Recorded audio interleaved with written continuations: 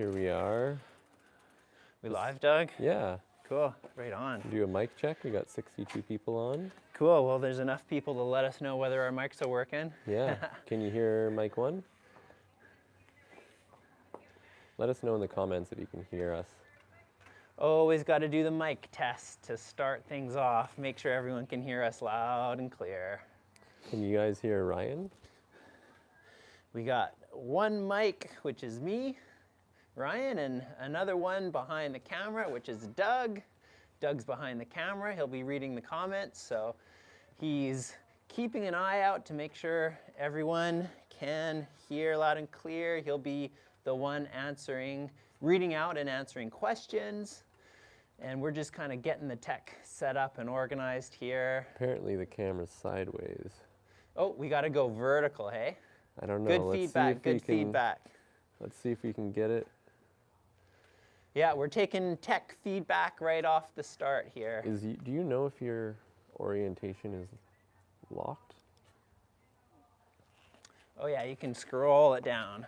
If that. We'll just get our tech sorted out here. Do you have that setting? Yeah. Orientation. Nope, it's open, so we might just have to go vertical. Yeah. Can I get your face here now? Oh yeah. There we go. All right. Yeah, we had to do that when we did the live for Dusty Betty. Hey, we had to use vertical. Yeah. Yeah. And Sean here is saying you might have to stop and start again, but we've shared this link with quite a few people, so I think we might just go vertical. Yeah, I guess we'll just go with the vertical. Yeah. Yeah. It says orientation's locked, so. Cool. Yeah. Right on. Well, yeah, cool. Thanks for everyone that's been waiting and ready to go right on time. That's awesome. So welcome everyone to this live webinar. We've got some pretty specific topics to get into, and I'm pretty excited to share in detail what I covered in that recent Pink Bike article. Hopefully a bunch of you have read it sort of as prep for this webinar. So I'm going to be sharing in much more detail and playing around on my bike a little bit to share and sort of demonstrate some of the things that I'm trying to communicate about the difference between how trials riders learn and generally how mountain bikers learn. So some pretty unique and interesting distinctions. So yeah, quick intro. My name's Ryan Leach, and yeah, I've been a coach and a pro mountain biker for over 25 years, and I run an online mountain bike skills coaching website. I've been focusing on that for the last 6 years. Doug is behind the camera. He lives locally with me here in Gibsons on BC's Sunshine Coast in Canada. And he actually takes care of all the promotion and marketing and doing some film work for RLC, the coaching website. And so that's kind of gives you a little bit of orientation as to where we are and who we are. So yeah, again, thanks for tuning in. I know we've got some current members who are subscribers to the coaching website, and there's a bunch of riders who are perhaps new to my coaching and perhaps new to, yeah, may not have even known who I am. We did some promotion for this webinar, so welcome to those new faces. And thanks for tuning in once again. So yeah, let me just kind of get started here. Trials riding. Also, one more thing just to kind of preface everything. So because this is live webinar, you know, the great thing about live is Q&A, you know, that interaction. You know, Doug's behind the camera and he can read your comments, and he'll be tuning in to any comments and questions you might have along the way. And I definitely want to get interactive. So if there's kind of like a burning question as I'm talking and demonstrating, then please feel free to jot something down, write a question. Doug will be ready to share those questions with me. And that's kind of the fun part. I really enjoy the spontaneity of a live webinar. So yeah, this whole distinction between how trials riders learn and how mountain bikers learn is really the key topic here. And like,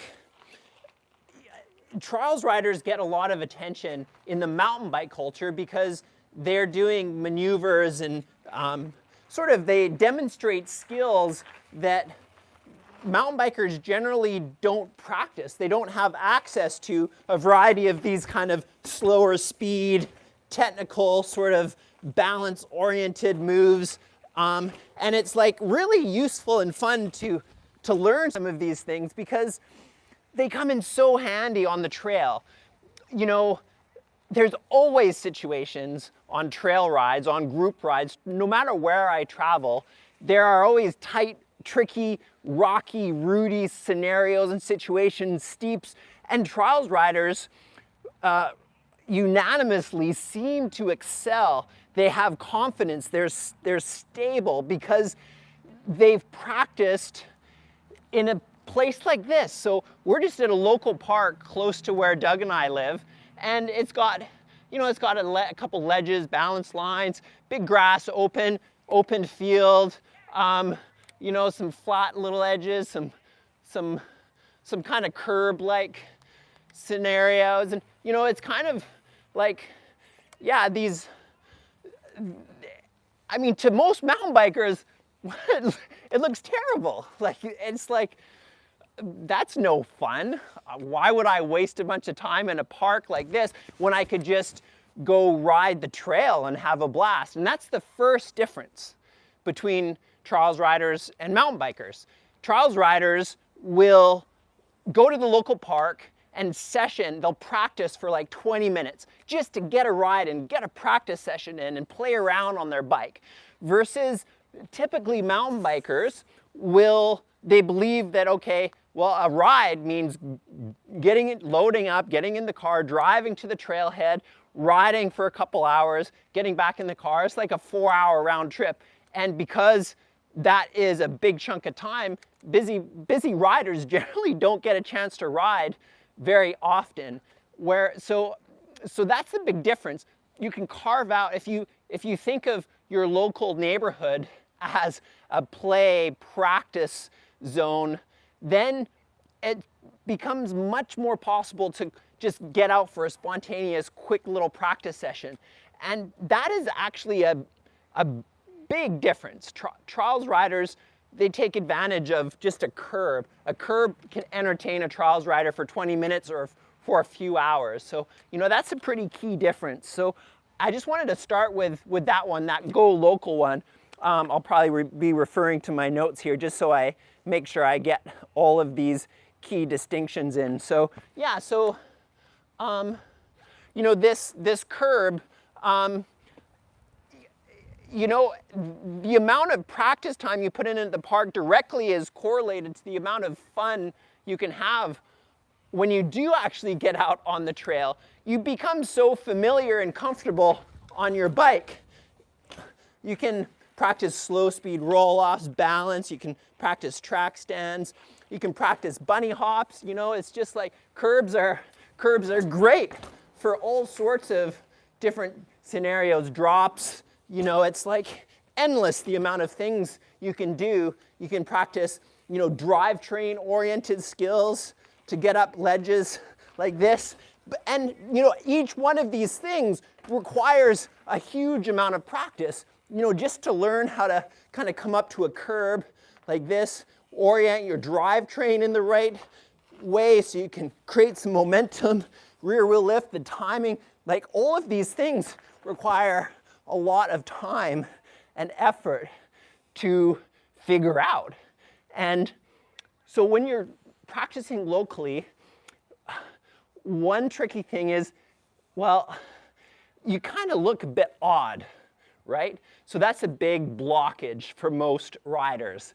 It's like, especially when you're trying to learn something, you kind of look like a hack. You're trying to learn how to wheelie or something. You're just riding, you're going around in the park, trying to get up on the back wheel, and, you know, unless you can like do a proper wheelie and kind of look cool, you look a bit odd, right? So that's something to get used to. You have to be comfortable looking a bit odd in your local neighborhood. Oh, there's that strange person doing strange things on a bike by themselves often. And so that's one thing to get used to. If you have children, if you've got kids, that's a great excuse to get on your bike and play and practice. You can just, your kids are out riding in the neighborhood, get on your bike, bring your bike out and mess around and be deliberate about what you're practicing as well. That's the other thing, is actually figuring out what to actually practice when you're out there. Some people are kind of lost and they kind of don't really know, and that's kind of where like my coaching website comes in handy, because I've got hundreds of drills that are specific that you can watch, look at, and then have a good idea of what to go out and actually practice. So that kind of is something as well. It's having something specific to practice, something specific to work on, a goal, an intention. So that's another kind of key thing. So that's the first one. So that's kind of the local, go local, ride local. I'll stop there before I go on to the next number 2 out of 5. And Doug's just stopping me because there might be a comment or a question or two here. Or in addition to, you can throw out extra ideas for the others that are looking at the comment stream as well. Share your knowledge as well. So. Yeah, you listed off a bunch of skills, but maybe there's a few more that you could share that people would be able to practice tomorrow, Yeah. Hopping, rocking, some tangible ones they can take away. Yeah, totally. Yeah, and then that kind of leads into the next topic as well. So, so I mean, at the park, all you need is a grass field to start working on the fine-tuning. This is something that I think everyone can start to work on, lifting the front wheel off the ground. So front wheel lift, right? Okay, that might seem a little basic for a lot of you. Everyone knows how to lift the front wheel off the ground, but can you do the range? Like, can you practice the full range of front wheel lift? So it's front wheel lift to a manual and everything in between. So that's gonna look like this. So I'll just kind of do, so you practice front wheel lift. It's just lifting your front wheel off the ground. That's kind of okay. That's kind of one end of the range. And then the manual, that's the other end of the range. So you practice the front wheel lift, and then there's the manual, right? And there's everything in between. And then you can take that and apply it to an obstacle. You got to get creative, something like this. So you're up the ledge, you got to do the front wheel lift there. And then, okay, you've got a little ledge. You can practice going off the ledge slow, which needs sort of like a manual. And then if you do it fast, it's a front wheel lift you need. So it's just a real gentle lifting of the front wheel to do the drop. So that's kind of a super quick progression. That's something that, if you look on my website, I'll probably have 30 different drills that walk you through sort of what I just talked about in a minute. But that's like front wheel lifts on the grass and then bringing it to an obstacle. And so, yeah, that's kind of one quick idea. Yeah, good suggestion there, Doug. So cool. Right on. Take a sip, and that's kind of part 1 of 5. Cool. I got a question here. M4SL asks, should we adjust our suspension for these to be firmer, or should we practice with the usual suspension setting? Yeah, so this is actually a really common question we get a lot on my coaching site. And so for my bike here, I've got a Norco Optic, 130, 140. Right now, I've stiffened up both the front and rear just a little bit because I knew I'd be bouncing around, jumping around a little bit. So I've just got it a little bit towards firm. It's kind of about medium. So the argument is that on one hand, a lot of these skills are nice to do on a hardtail because you don't use as much energy to move the bike around. But the other argument is, while you're practicing all these skills that you're going to be utilizing on the trail, most likely with a fully open, fully normal suspension, like it's fully open. And so you also want to make sure you vary that up. Practice bunny hopping, for instance, with your suspension fully open. So you have to compensate for that suspension sag and that full squish versus just having it on firm the whole time. So it's a good question for sure. Yeah, any other burning questions before I move on? Yeah, another common one, riding seat height versus skill seat height. So Totally, yeah. So, I mean, gosh, for my trail riding, I'm constantly adjusting my saddle up and down on climbs, even slightly technical climbs. Like I'm adjusting it as I'm climbing. It might be a little bit lower if it gets really technical, just a little bit. It might be just a few inches lower on a technical bit, and then it's going to go back up to full height when I just want that full power.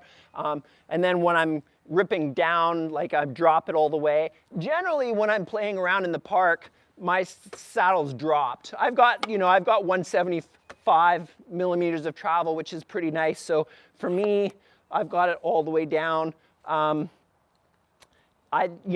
Dropper posts are really essential. If you do have like a regular post, definitely loosen it off and drop it down and leave it down for skills practice in the park. Unless, of course, you're doing a wheelie and then you want it, then you'll have it down just a few inches. So that needs a kind of a specific saddle height for wheelies. So yeah, of course, that's great question. cool. So- Another one too, Dylan asks, he's asking about the tire pressure for wheelies and manuals. Yeah, again, this is something where generally, again, practicing with the pressure you use on the trail is definitely, in general, the way to go. If you're getting nitty-picky, like really picky, having a higher tire pressure is nice for wheelies and manuals because when you're up on one wheel, all the weight's on that one wheel, and if the tire is too soft, it's got this extra little bit of play, which is brings a lot of variables to when you make a wheelie adjustment, you want your adjustment to translate instantly to a balance adjustment. Whereas if the tires are too soft, it introduces some variability. So yeah, generally, just make sure your tires aren't too low, underinflated, which is actually quite common, especially with tubeless tires these days. So yeah, so why don't I get on to the next topic here, and then we'll do the next, we can kind of do some Q&A after I go through each topic. So yeah, number 2 of 5 is sessioning. This culture of sessioning. So yeah, this is an interesting one because there's a lot of measurement going on in mountain biking, right? So most riders, most of the time, have all their gadgets turned on. They're measuring their speed on the trail. Strava, of course, they're measuring the distance of each ride. And if you stop to session, you're all of a sudden messing up your stats. So I mean, that's kind of one hurdle. I mean, that's kind of the general, okay, ride for distance, ride for exercise, for the workout, right? And trials riders generally are focused on the one, they're kind of a little more micro versus the macro. So sessioning means practicing something specifically over and over, and it might be a skill or it might be a feature on the trail. So for the trail, I want to make this distinction real quick here. A feature on the trail, I don't mean something that has I don't mean something dangerous. That's often where mountain bikers stop most of the time, when there's something dangerous. And then it's a matter of watching, okay, who's got enough guts to give it a try? That's not what I mean by sessioning. This isn't like a daredevil style session. You're not stopping to see who's going to give it a try, who's going to be, the guinea pig. So sessioning might mean stopping at a corner and experimenting and exploring a variety of different techniques around that corner to discover and experience which feels best, which is most effective. So you're isolating that one corner. And one way to think about it is, if you do a trail, if you ride your local trail once a week, you hit that corner, say 52 times a year.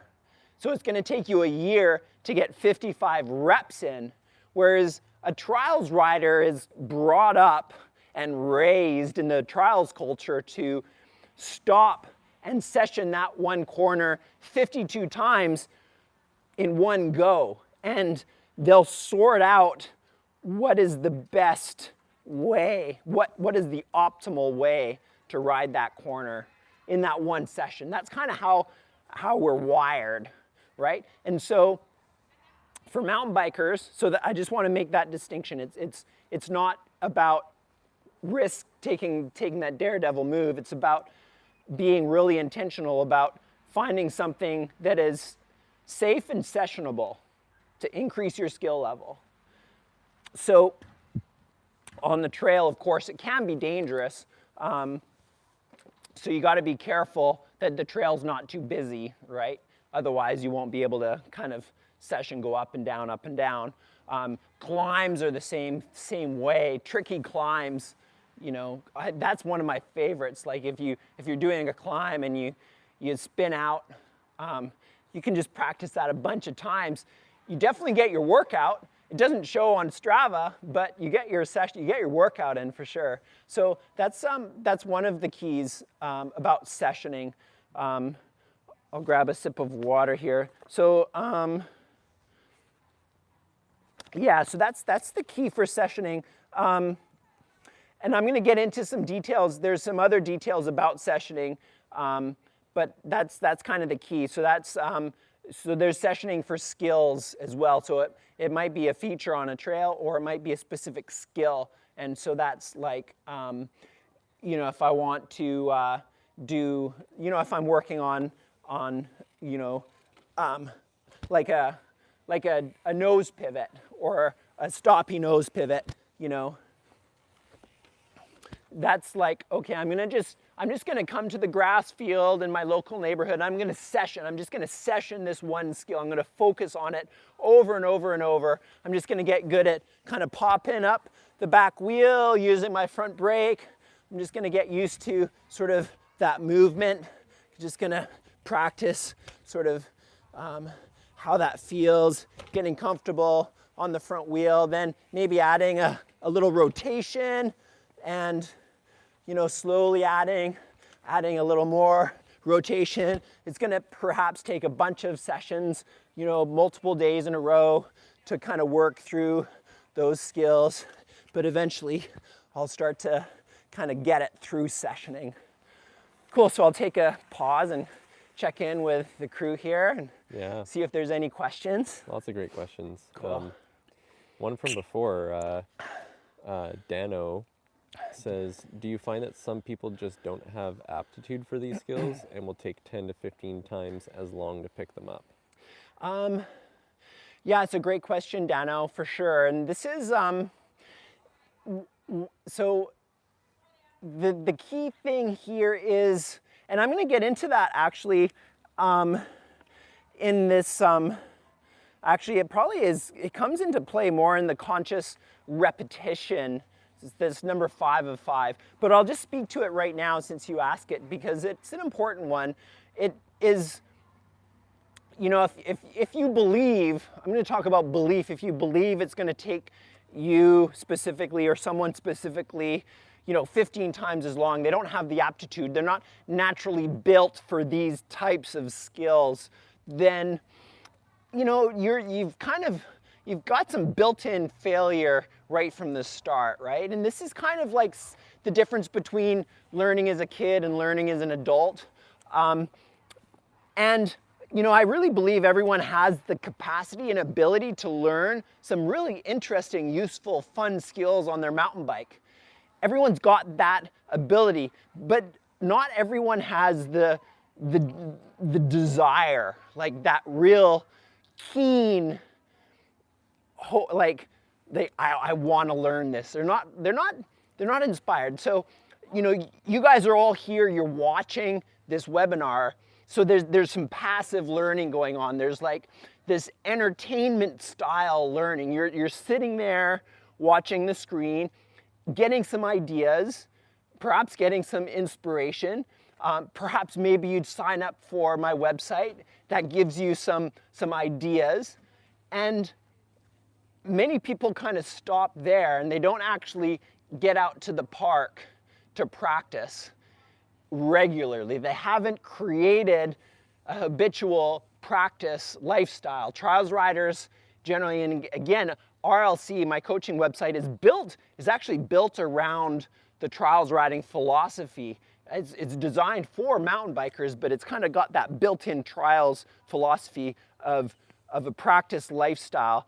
And the idea of being able to wheelie, for instance, is awesome. Of course you want to learn how to wheelie, but to have that key, like real specific, like you're dreaming about it, you're studying, watching videos of riders learning how to wheelie, then you're going out and sessioning day after day after day, dealing with the frustration, failing, and that's what's required to acquire these skills, and it's going to take a long time no matter who you are. It might feel like everyone else learns more quickly, but the reality is, like, for me, it took a hell of a long time to learn to wheelie. I remember I learned to wheelie young. I was about 16. That was the first real skill I learned as a mountain biker.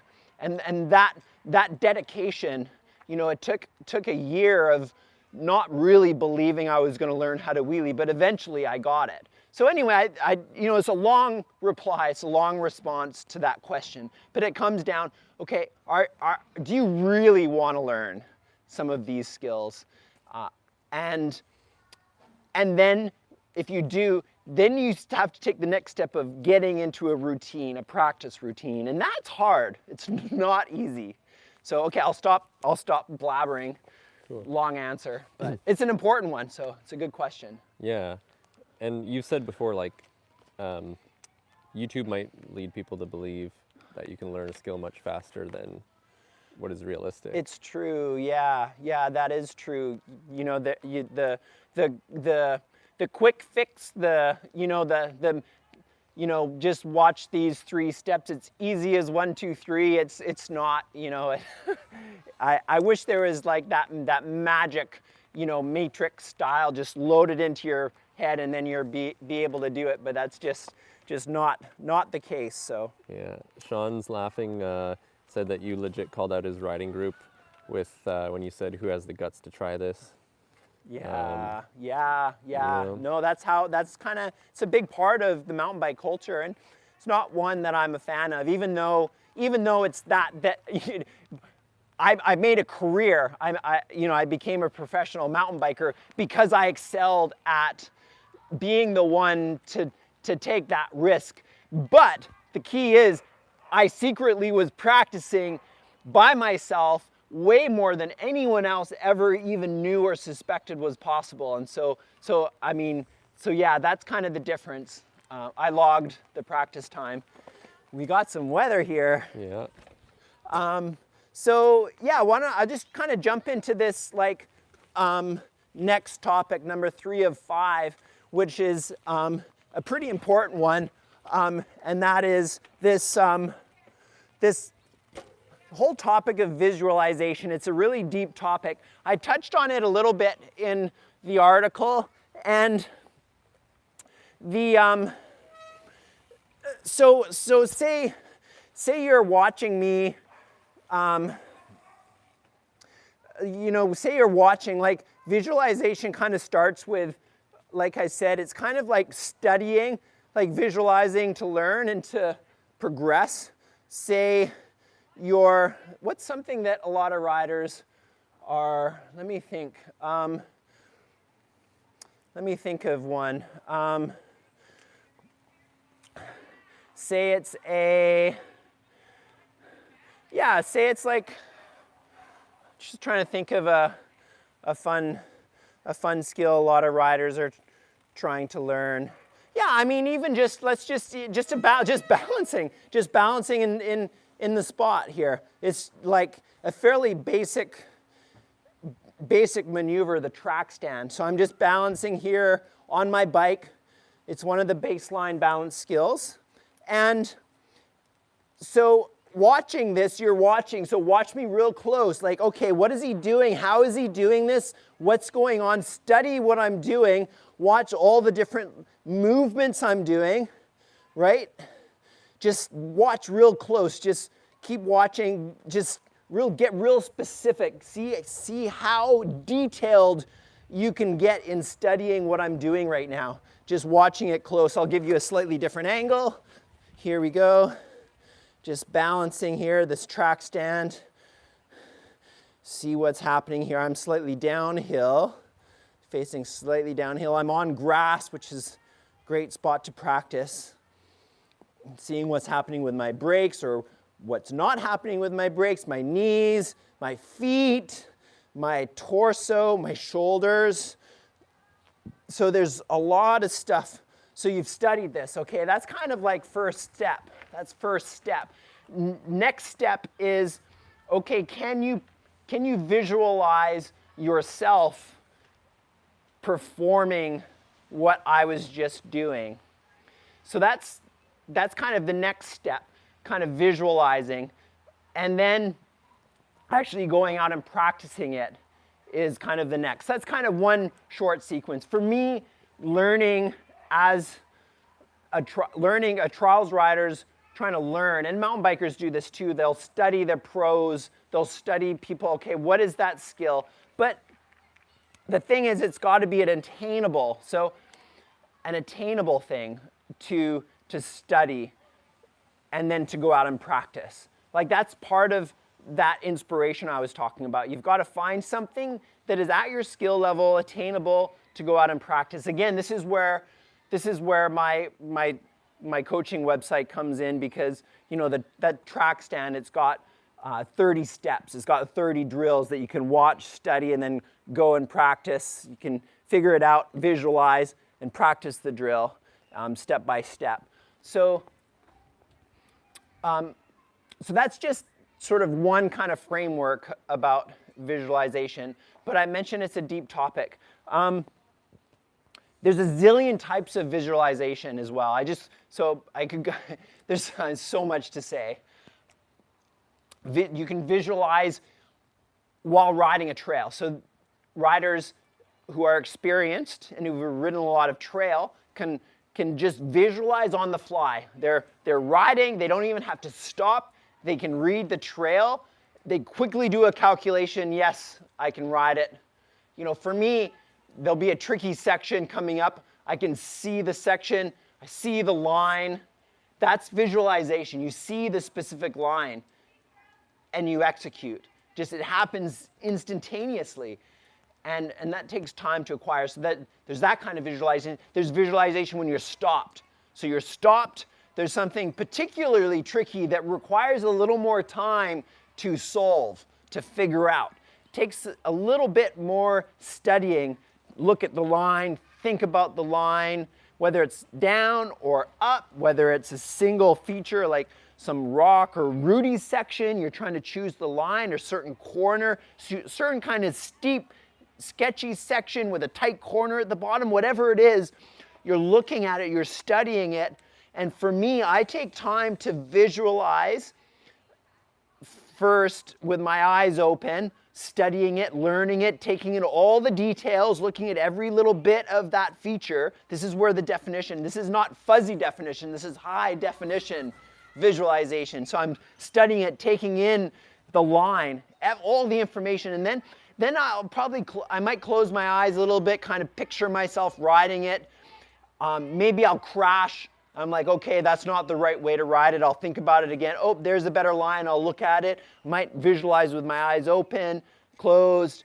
And then, if I can't figure it out, I walk. That's kind of the skill. That's why it's so powerful. It keeps you safe.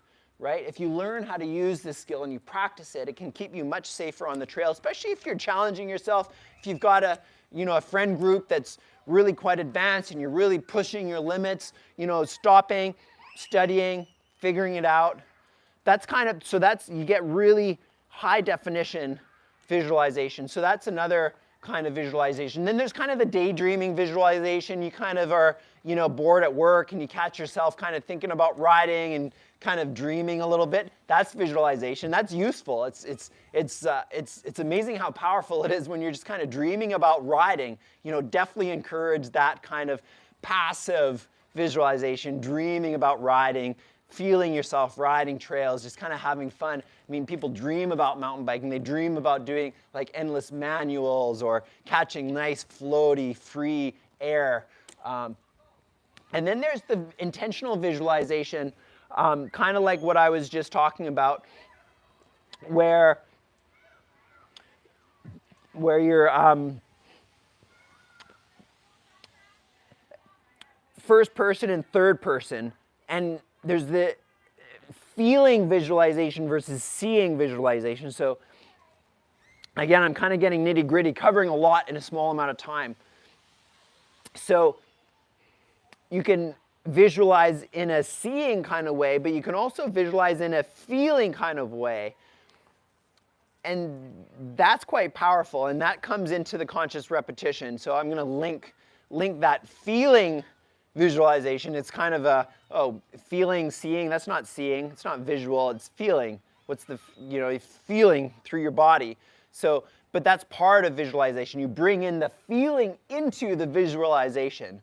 So it's not just seeing, but you're seeing and feeling at the same time. So that adds another layer of definition to the visualization.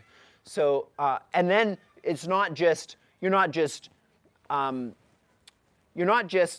watching sort of yourself in a third person anymore.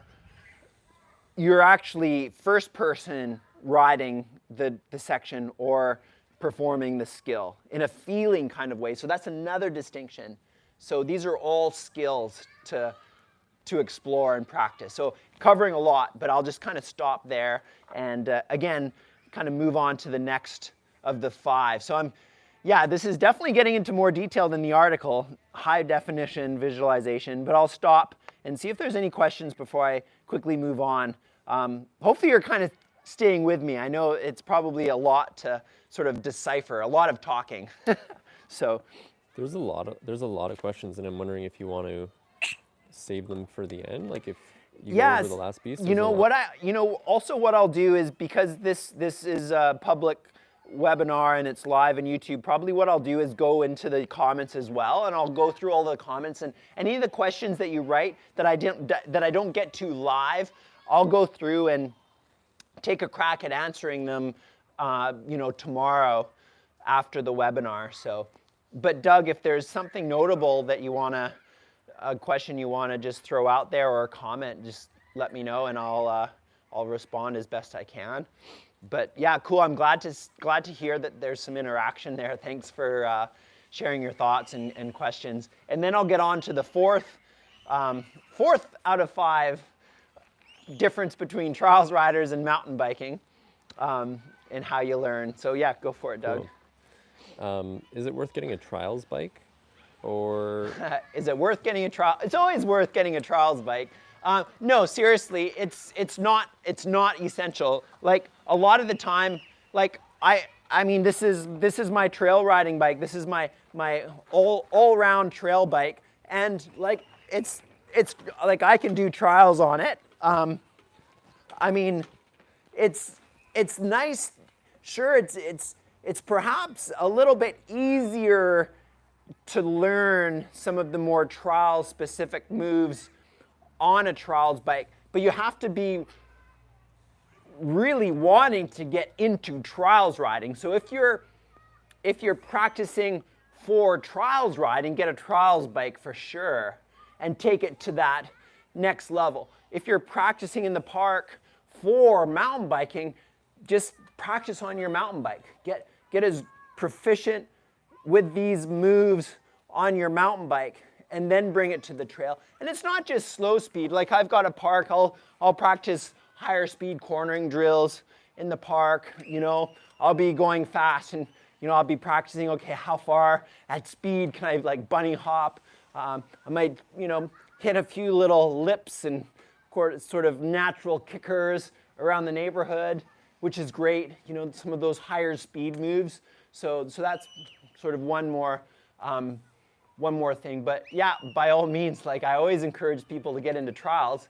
And it's a sport that it's not for everyone, but if it interests you, awesome. Cool. Dylan asks, is there any science on the minimum number of reps or minutes required to make a practice session productive? Oh, cool. That's actually, why don't I use that to sort of lead into the next topic? That's actually the conscious repetition one. There is, so it's fuzzy. I would say that the science is a bit fuzzy. There's a lot of people that, like there's that whole 10,000 hour concept. It takes 10,000 hours to become like a master level at anything. So that's just kind of a number hucked out there that doesn't take into consideration so many important things about logging time with something. And so I'm just going to get into conscious repetition. We got some nasty weather that just rolled in. But it's a really good question. So I've talked to a lot of people and observed a lot of people and coached a lot of people, and obviously my own firsthand experience. The example I'll give is similar to the article. It takes, so, gosh, that drive to learn something is not something that everyone has. And that's okay. I used to go out and practice. I'd go out with a group of riders and practice. And over the course of, say, a 2-hour ride, I might have practiced 15 times more than everyone else on the ride because I was just so focused. I was focused and I was intentional about learning and practicing. I would, on trail rides, I might ride the same trail as everyone, but I may have added, 5 times as many challenges to that ride as a lot of other people. And so I'll kind of blend these last two, creative play and conscious repetition. So I might ride the same trail and I might ride a green trail and turn it into a black trail just because I'm creative with how I utilize the terrain.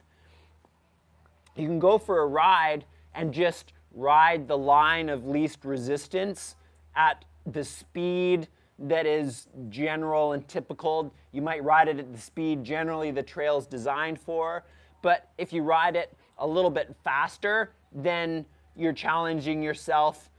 You're gonna have to scrub jumps. You're gonna have to really challenge yourself with like your braking technique with corners. And to ride the trail faster and to ride it at the point where you're not out of control, but you're really kind of exploring your limits. That's kind of one way to challenge yourself. You might ride it way slower, and that's going to you might for me, I've done so many group rides, and when I'm at the tail, gosh, those are some of the most interesting rides because I don't have momentum necessarily to get through some of the technical sections. I've got to somehow creatively use my drivetrain. I've got to use my body weight to kind of continue momentum, and then I've got to use my balance skills when I'm stalling or the person in front of me dabs. So challenging yourself in that way, you can really get a lot more out of a ride by adding challenge. So that's the creative play And sort of back to the question, that repetition, as long, so you can passively practice something half-heartedly, you know, trying to learn how to, you know, I kind of thought I was gonna generally, so let's say I want to practice, and this is something I already know how to do. So I'm going to sort of do my 3/4 pedal stroke up and manual and come off the ledge. So, okay, you know, that's like, that was pretty good. I'm going to do it again, do a turn and off the ledge. Okay, I can do it once more. I'm just going to do it again, see if I can get it a little more precise, and then off the ledge. Okay, so now I want to try to learn it. You know, that's the way I always do it. And I thought of this before the webinar. I was like, okay, I'll just kind of put myself on the spot. What about if I try to do that manual turn the other direction? That's unnatural to me. I haven't tried that for a long time. It's probably going to feel quite awkward. Can't quite get that. So that's one try. So practice it again. So that was much better, way better. Practice it again. Too far back. My weight was too far back. You know, I'm just like, okay, I gotta fine tune. I gotta keep doing it to weight was off. So, you know, I'm going to keep doing that over and over, make a lot of different mistakes, and eventually I'll kind of like, okay, that didn't feel right. I'm going to try something different. Okay, that felt right. Try it again. That felt wrong. That felt right. All of a sudden I got like 3, 4, 10 things that felt right. I'm going to keep trying to repeat those and try to avoid the things that felt wrong, and slowly it'll come together. So in a roundabout way, like I'm super engaged. So like I know exactly what I want to do, exactly what I want to learn, and I'm going to keep doing it over and over and over. And as long as I'm conscious and intentional, those repetitions are going to be valuable. I don't have to worry about making the same mistake over and over because I'm conscious of it, and I'm intentionally trying something slightly different. And the better I get, the more subtle those different adjustments are going to become, but I'm so tuned to it that I'm learning. I'm tuned and I'm learning, and I might fail during the whole, like I might not make any noticeable improvement from the outside perspective, but because I'm so tuned and intentional, I've felt all of these things in my body that didn't work, and I felt these things. I might be frustrated at the end because I didn't make any clear progress, but I'm way ahead because like I'm so tuned. Okay, that didn't work. I'm way ahead. I've logged that practice time. Okay, I better go study the video of the person that knows how to do it again, get some more inspiration, visualize it a bit more, and then come out and practice again and do another round. So, you know, that goes for any skill. But I'm really into it, you know, and that's really the difference. So to this question, like minimum amount attempts or minimum practice time, could you do that in 20 minutes? So minimum attempts, minimum practice time. And again, that comes to when you're,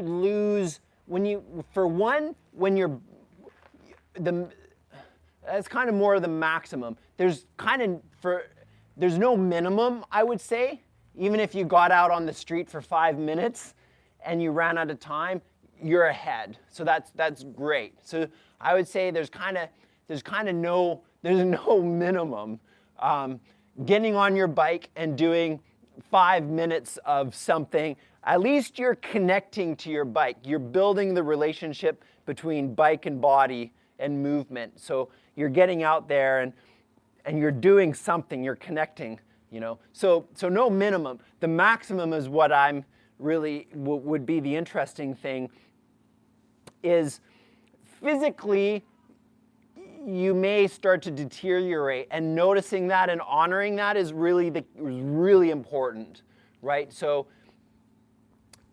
honoring that to prevent injury, for one, and also because, well, your attempts can start to become also a little bit dangerous, and you might start to get sloppy. But you'll notice when your body starts to give out and you're not actually progressing, as long as you're tuned in, as long as you're conscious. And if you're starting to get frustrated, emotionally kind of frustrated, that's a sign that, okay, probably best to take a break. One of the big differences, I would say, between someone who does end up progressing further in a sport or anything is that emotional sort of self-critical dialogue isn't as powerful and as vicious. It's, and again, this is just observational for me. I've watched a lot of people, I've ridden with a lot of people, and practiced with a lot of other riders, and studied a lot of this. The self-dialogue of the rider that gets frustrated quickly, well, you've kind of stopped your progression. The frustration has taken over, the self-criticalness is kind of taken over, and then your practice is over. You're just going to basically be defeated when that takes over. Not that it's bad, not that I haven't gotten frustrated myself, but it's like, okay, time to stop and try again another time, or just check yourself and then continue on.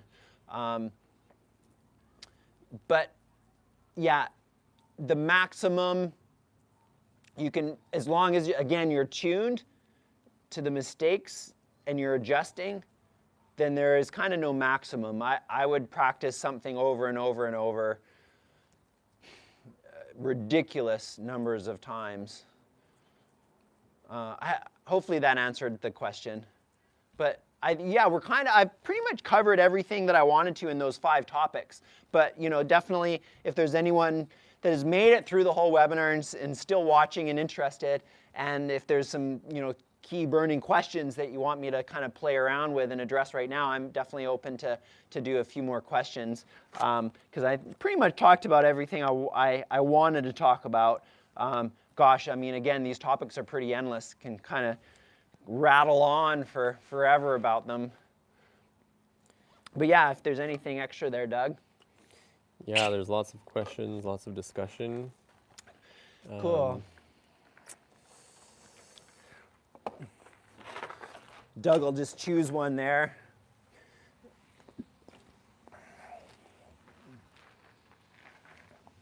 Let's see.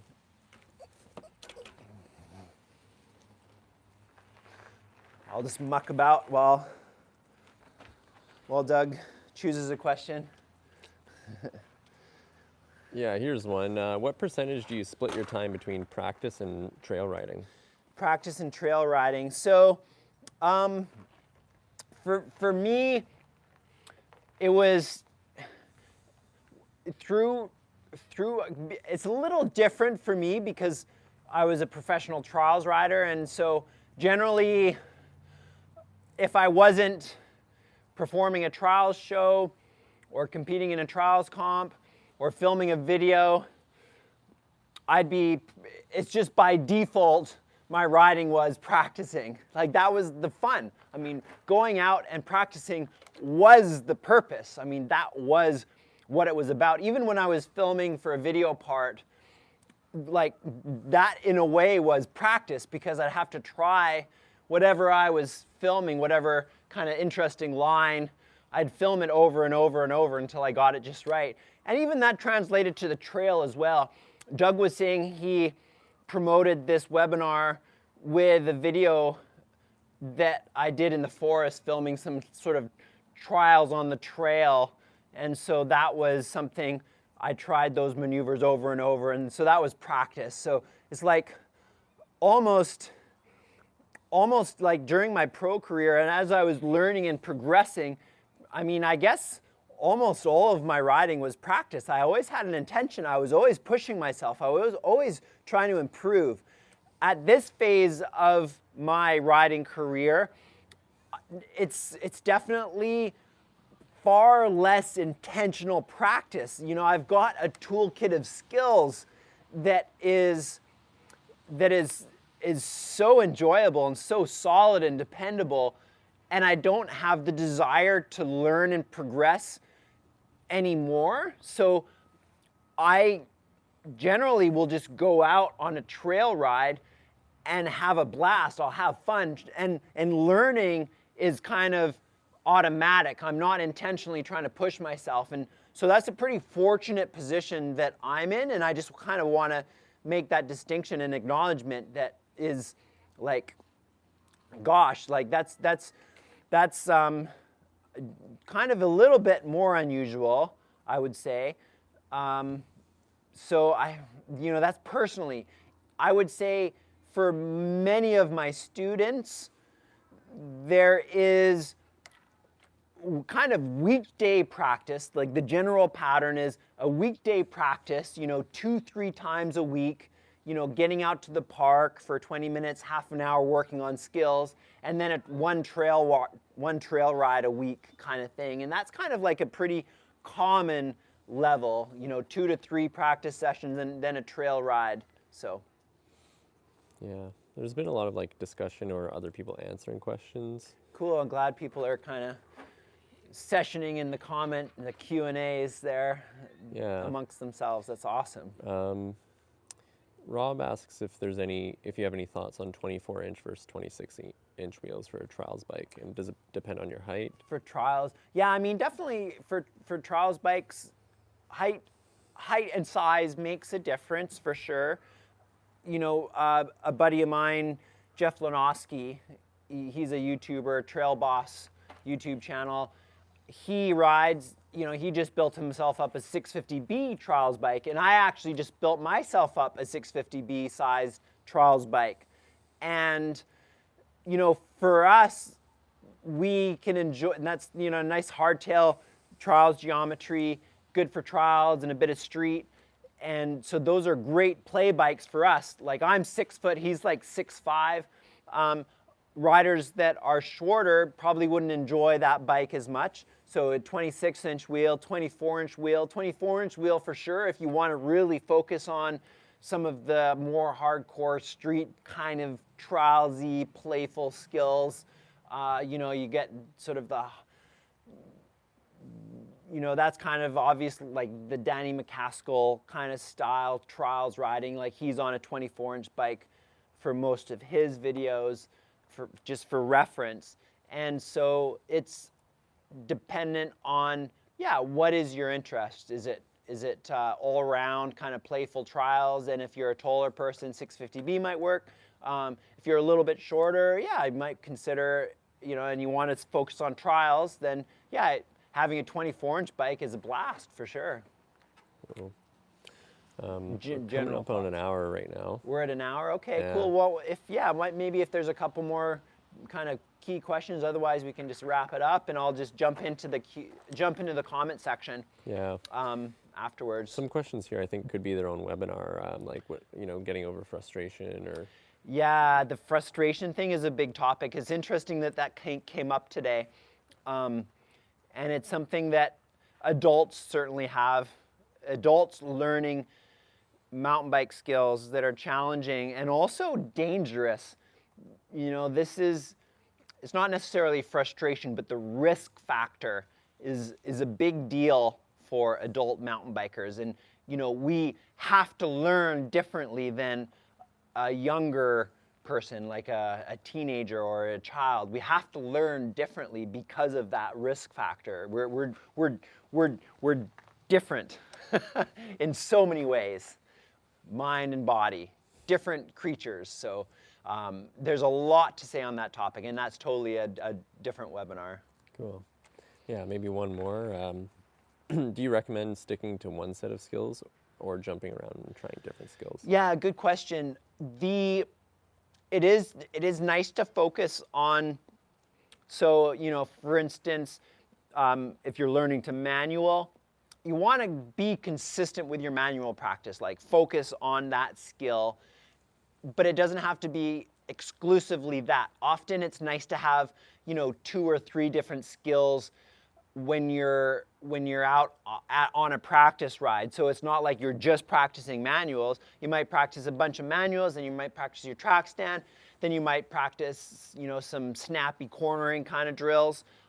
So you can mix it up a little bit. You might reach a saturation point with manuals, and then you might then switch to another skill because you've still got energy, you've still got time.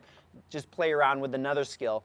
And that way, again, that frustration point, sometimes there's just only so much your body, physically, there's only so much your body can incorporate in a practice. And then you have to just allow your body and mind to rest. And then when you come back to it the next day or a couple days later, your body's rested, your muscles and tendons have adjusted to that practice session. They're stronger then for the next practice session. Your mind's had a rest.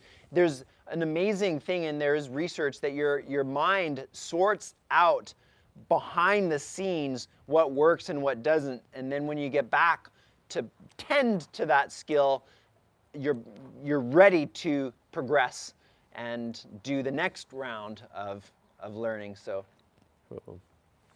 Yeah. cool, yeah. Any parting thoughts? Yeah, cool. Well, yeah, it's super happy to share, and these are topics I'm passionate about, and it's really nice, I know, to have a few new faces and people to share. I do this quite regularly in the private membership group in RLC, and so doing this a public version is a real treat, and it's nice to kind of share and yeah, just, these are passionate topics. So thanks for tuning in, and yeah, happy practicing, and see you again next time.